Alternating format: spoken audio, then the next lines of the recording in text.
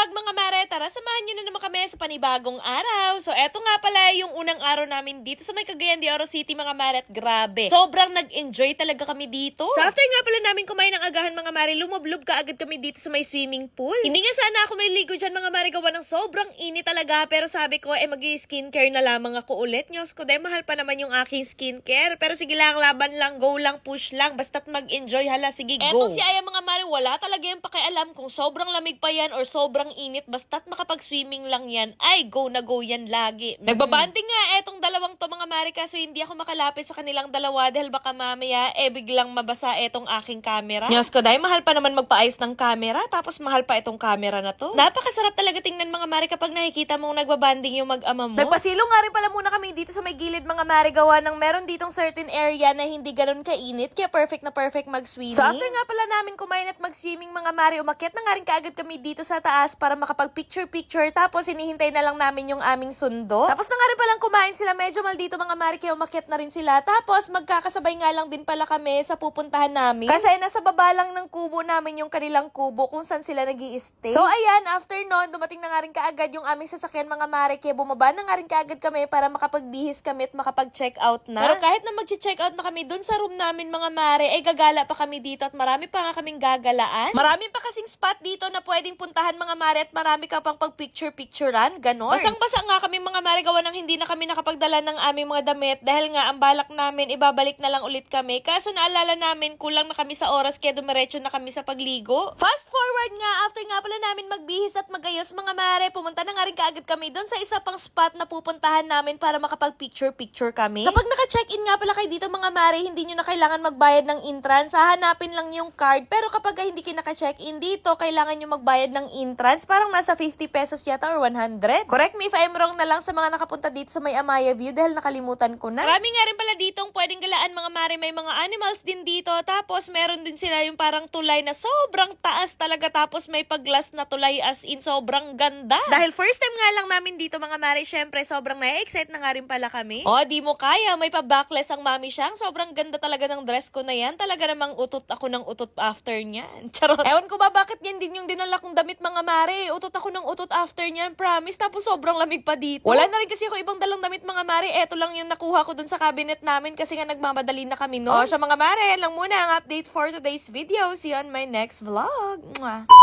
Oops, wag nyo na muna skip itong video na to mga mare, dahil meron na naman ulit tayong pa-Gcash na 1,000 pesos sa mga magre-register at magka-cash in lang ng 100 pesos. Pero bago yon, tuturuan ko muna kayo kung paano manalo at maglaro dito sa may PH Ferry. So dito sa PH Ferry guys, eto nga palang super ace yung akin nilalaro dahil mas madali lang talaga yung pera dito. Pero guys, ipapaalala ko lang po sa inyo, bawal po ito sa mga bata at para lang po ito sa may mga extrang pera lang. Anyways, maglalaro na tayo, tataya lang tayo dito ng 500 pesos and titingnan natin kung mananalo tayo ngayon. Let's go! Ay! 1,500! Be! 1,500 agad! Oh my God! Ang dali! Ay! 7,800! Ang bilis!